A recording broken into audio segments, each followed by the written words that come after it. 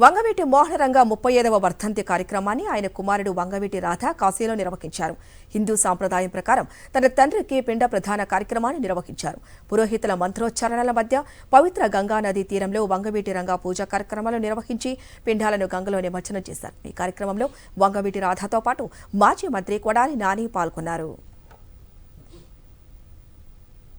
వంగవీటి మోహనరంగ వర్ధంతి సందర్భంగా ఆయన చిత్రపటానికి నివాళులర్పించారు.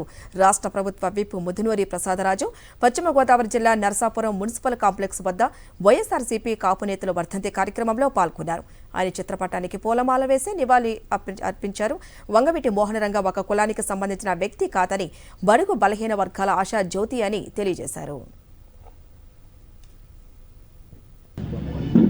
ఆయనకు ఒక కులానికి నాయకుడు కాదు, పేద బడుగు వర్గాలకు నాయకుడు మోహన్ రంగ. మరి ఈ రోజున రాష్ట్రంలో ఎక్కడికి వెళ్ళినా అన్ని వర్గాల్లోనే ఆయన అభిమానులు ఈ రోజు వరకు కూడా ఉన్నారు. ఎందుకున్నారు అని అంటే పేదవారి పట్ల ఆయన పక్షపాతంగా నిలబడేవాడు. ఏ విషయంలో అయినా మరి పోరాటం చేసే నాయకుడిగా గుర్తింపు తెచ్చుకున్నాడు.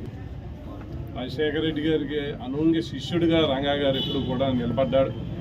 ఆ కుటుంబం అన్న అలాగే రంగా గారి కుటుంబం అన్న రాజశేఖర రెడ్డి గారి కుటుంబానికి కూడా అమితమైనటువంటి గౌరవం.